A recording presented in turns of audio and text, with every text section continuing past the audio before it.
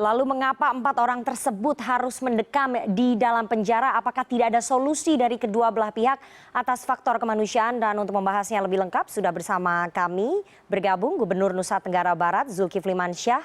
Selamat sore Pak Gubernur. Selamat sore. Oke, dan juga Pak Kabid Humas Polda Nusa Tenggara Barat Kombes Polisi Artanto. Selamat sore Pak Kabid Humas. Selamat sore. Sudah bergabung juga kuasa hukum Gudang Tembakau UD Mawar selaku pelapor Pak Hendro Purbo. Selamat sore Pak Hendro. Selamat sore Mbak. Selamat sore. Assalamualaikum warahmatullahi wabarakatuh. Waalaikumsalam warahmatullahi wabarakatuh. Saya mau ke Pak Polisi terlebih dahulu, Pak Kabid Humas Artanto. Pak, ini kan kemudian kasusnya dilaporkan ya oleh pihak terlapor ataupun pihak pelapor itu dari UD Mawar atas kasus pengerusakan gudang tembakau yang menimpa 4 ibu rumah tangga begitu. Kronologisnya sampai kemudian mereka ini ditahan itu seperti apa sih Pak? Ya, saya luruskan ya beritanya ya. Jadi kejadian ini terjadi pada hari Sabtu tanggal 26 Desember 2020 kira pukul 16.20 WITA. Ini kejadian ini diduga pelaku adalah Ibu Hulpiah dan kawan-kawan. Ini melakukan pelemparan terhadap gudang tembakau milik Saudara Haji Suwardi. Akibat daripada peristiwa tersebut, pelapor merasa keberatan dan melaporkan hal tersebut kepada pihak kepolisian. Awalnya mengadu, namun kemudian pada tanggal 18 Februari ini dilaporkan ke pihak kepolisian. Sebelum dilaporkan ke pihak kepolisian, kita dari pihak kepolisian bersama aparat desa berupaya melakukan mediasi agar permasalahan ini tidak sampai ke pengadilan. Dan ternyata tidak ada kesepakatan dan akhirnya proses hukum di kepolisian berlanjut sehingga berkas perkara selesai dan diserahkan ke pihak kejaksaan. Dan saya luruskan kembali bahwa selama proses hukum di kepolisian, ini pihak kepolisian tidak melakukan penahanan terhadap 4 yang diduga tersangka tersebut. Demikian. Oke, Pak Kabid Humas, kenapa polisi tetap melanjutkan proses hukum meskipun memang pada kenyataannya proses hukum harus terus berjalan ya? Apakah tidak bisa diselesaikan secara restoratif justice begitu Pak? Saya jelaskan kembali. Setelah kejadian tersebut, pihak kepolisian berupaya melakukan mediasi, melakukan pertemuan musyawarah kepada pihak-pihak yang bertikai. Itu pun polisi tidak sendiri. Polisi melibatkan aparat pemerintahan setempat, mulai dari tingkat RT, kemudian dari desa sendiri, kemudian dari kita ajak Babin Kamtibmas, Babinsa, Kapolsek, semua kita ajak. Namun tidak ada kesepakatan yang terjadi. Ambil kita terus memediasi, proses hukum berjalan dan akhirnya berkas itu lengkap dan kita serahkan ke kejaksaan. Demikian. Oke, saya mau ke kuasa hukum dari UD Mawar, Gudang Tembakau, Pak Hendro. Pak Hendro, tadi Pak Kabid Humas sudah mengatakan bahwa proses mediasi sudah dilakukan beberapa kali tapi tidak ketemu begitu, tidak tercapai kesepakatan antara kedua belah pihak. Kenapa klien Anda kemudian tetap melaporkan ke 4 ibu rumah tangga ini dan tidak berusaha untuk menyelesaikan secara kekeluargaan? Mediasinya buntu di mana Pak Hendro? Pertama begini Mbak ya, selamat sore semuanya buat para pemirsa CNN. Kami mau coba meluruskan. Nah, seperti yang dikatakan Bapak Kabid Humas, seperti warga negara pada umumnya, ketika dia terganggu dan rumahnya diusir, tentunya dia mencoba melaporkan kepada pihak kepolisian, Mbak. Nah, terhadap seseorang yang telah melakukan perbuatan tentunya yang dilanggar oleh hukum. Nah, namun sampai dari awal kami klien kami melaporkan, itu kan tidak menutup kemungkinan ketika terjadi komunikasi ataupun restorasi justice tadi. Oke. Nah, tapi kan tidak ada ini saling ketemu, misalnya sederhana Pak dari klien kami. Bisa tidak terulang kembali, ada jaminan tidak terulang kembali perbuatan melempar ataupun dikatakan yang juga telah merusak yang terjadi hari ini. Nah, hal itu sebenarnya yang tidak terkomunikasi dengan baik. Kalaupun ada permasalahan selepas itu tentunya kan bisa dilakukan secara musyawarah. Nah, namun sebelum itu kan sebenarnya sudah terjadi musyawarah di tingkat desa, namun kejadian itu terulang lagi dan kebetulan saja kan kemudian klien kami melaporkan ke kepolisian. Oke, Pak Hendro. Sebenarnya kami Mbak, klien kami tidak ada rasa benci maupun dendam kepada keempat ibu dan yang sedang menjalani proses hukum ini ya. Akan tetapi kan terhadap perbuatannya. Pak Hendro. Yang penting dianukan Mbak. Oke, Pak Hendro, perbuatan keempat ibu rumah tangga ini diduga merusak gudang tembakau milik klien Anda itu kabarnya dipicu karena kekesalan polusi udara yang disebabkan oleh pabrik klien Anda ataupun gudang klien Anda yang menyebabkan salah satu anaknya meninggal dunia dan kemudian tidak menggunakan warga sekitar sebagai pekerja di gudang tembakau tersebut. Apakah itu betul, Pak Hendro? Untuk dugaan-dugaan dan informasi itu kan tentunya harus butuh klarifikasi dan cek lebih dalam lagi, Mbak. Terhadap duka yang terjadi yang dialami oleh ibu ini, tentunya kami juga berasukawa. Namun itu disebabkan oleh kejadian-kejadian yang disangkakan terhadap gudang pengolahan tembakau UD Mawar tersebut. Oke.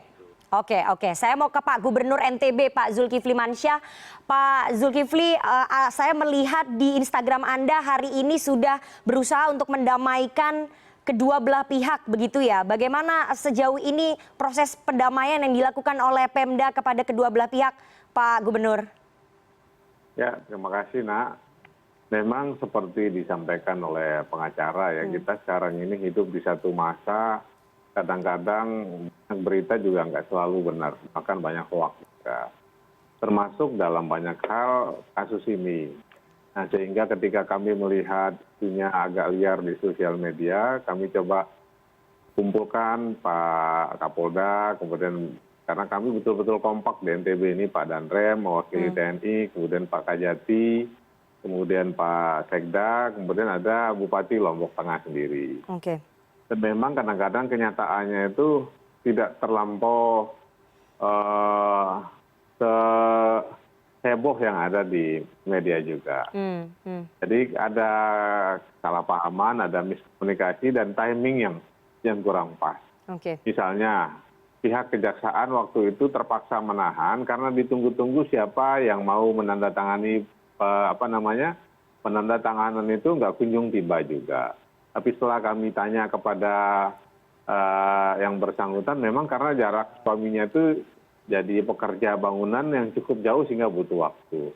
Nah, informasi yang tidak cocok begini yang kadang-kadang mestinya bisa diselesaikan sehingga tidak perlu ditahan misalnya.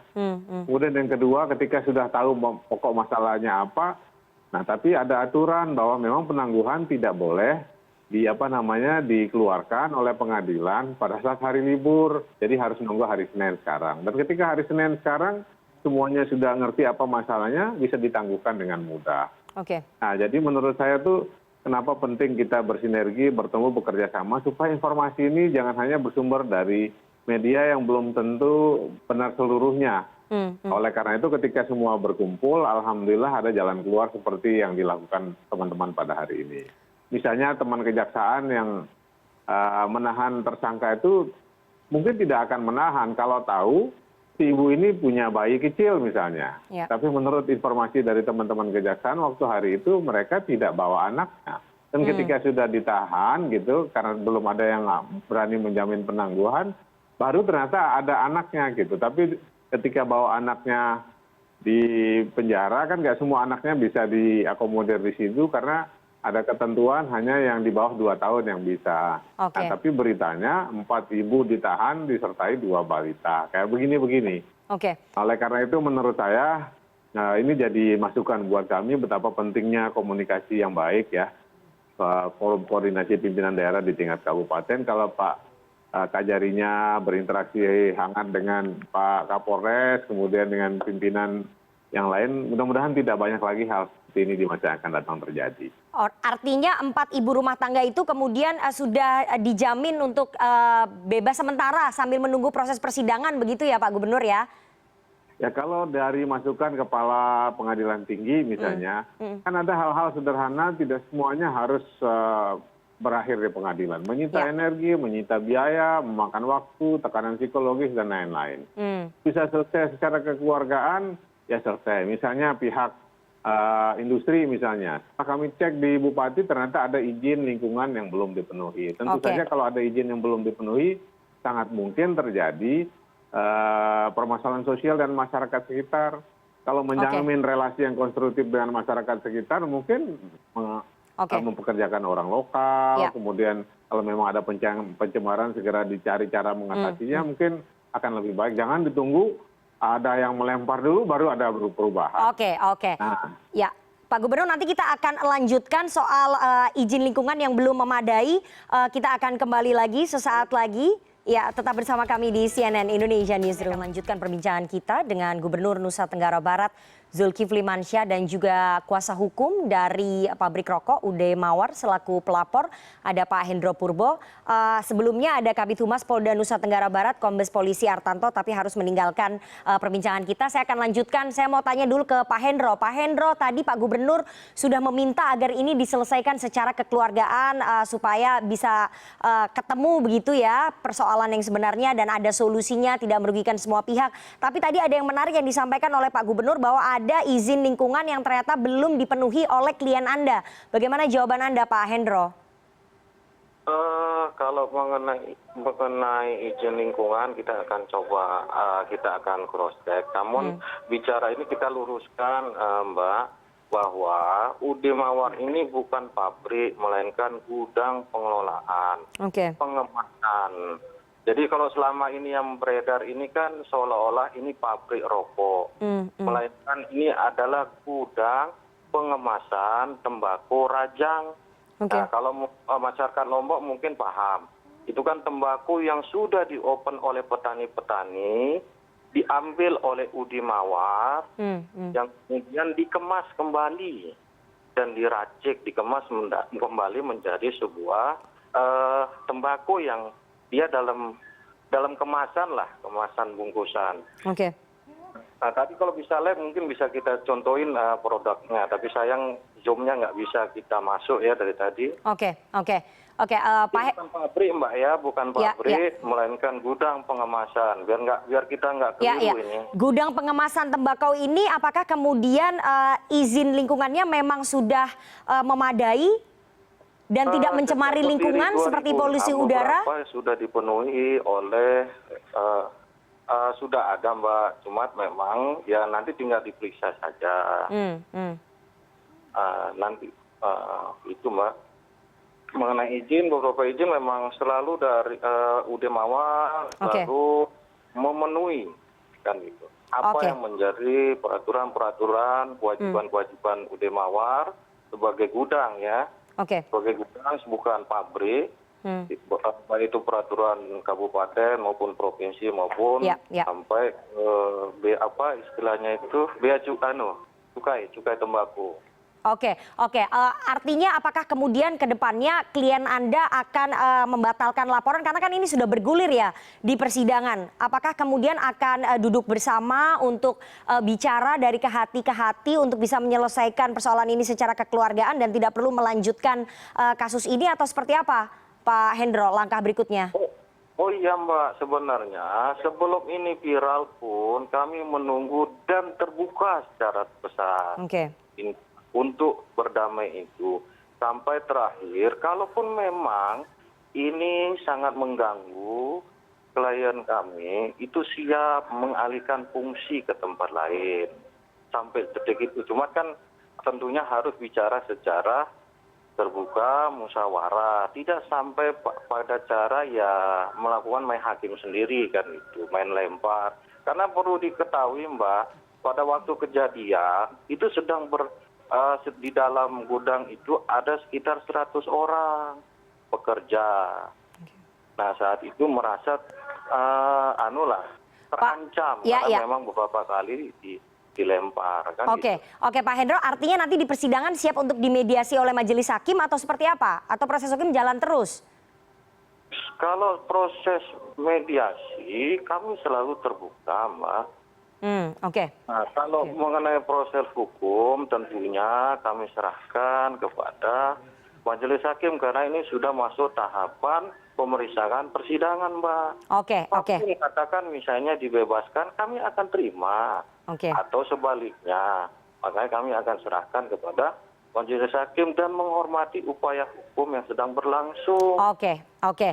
Pak Gubernur, ini tadi sudah ada komitmen dari kuasa hukum kalau memang nanti majelis hakim akhirnya memutuskan keempat ibu rumah tangga ini bebas dari segala hukuman, maka mereka akan menghormati putusan majelis hakim, tapi proses hukum ataupun proses persidangan harus jalan terus. Bagaimana kemudian Pemda ataupun Pemprov NTB membantu seperti itu supaya keempat ibu rumah tangga ini terhindar dari hukuman begitu? Jadi proses hukumnya juga adil, bisa ditempuh secara kekeluargaan begitu, Pak Gubernur? Jadi gini, pemilik gudang ini, pemilik perusahaan ini, dalam hal ini UD Mawar ini juga masyarakat kami. Yang punya kontribusi juga menyediakan lapangan pekerjaan buat masyarakat kami. Nah oleh karena itu misalnya kami dapat feedback dari Pemda Lombok Tengah bahwa ada izin yang belum dilengkapi. Mungkin sudah saatnya Pemda dalam hal ini kami mohon maaf, mungkin harus lebih proaktif, izin apa yang belum, apa yang bisa kami bantu, kami selesaikan, bukan sebaliknya membebankan proses perizinan itu berbelit-belit dilakukan oleh dunia usaha. Dunia usaha sudah bikin bisnis, mempekerjakan banyak orang, kita harus berterima kasih. Kalau ada izin yang belum lengkap, saya kira sudah saatnya Pemda merubah cara berpikirnya, kita yang proaktif bikin izin supaya mereka tidak melanggar aturan dan melanggar hukum. Misalnya ada masalah dengan lingkungan misalnya. Kita yang proaktif, apa yang jadi masalah lingkungan itu? Bagaimana kita atasi bersama sehingga pemilik bisnis dalam hal ini mohon maaf kepada UD Mawar misalnya jadi repot gitu. Niat baik mempekerjakan orang, buka bisnis justru udah jadi kasihan juga kalau segala hal dibebani pada mereka. Nah sudah saatnya mental feodal para pejabat itu lingkungan sudah berubah. Ini harus berubah juga.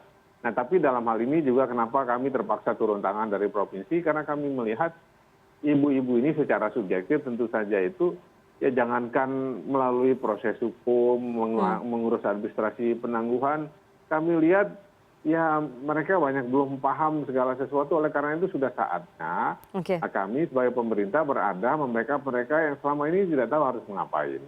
Nah oleh karena itu setelah kami coba rajut, alhamdulillah kami dibantu oleh anggota DPR Dapil NTB di Komisi 3 yang punya mitra dengan kejaksaan, dengan pengadilan negeri, kemudian dengan kepolisian. Nah, saya sama anggota DPR saja dari pagi tadi sampai sore menjelang sore baru bisa selesai ngurusnya.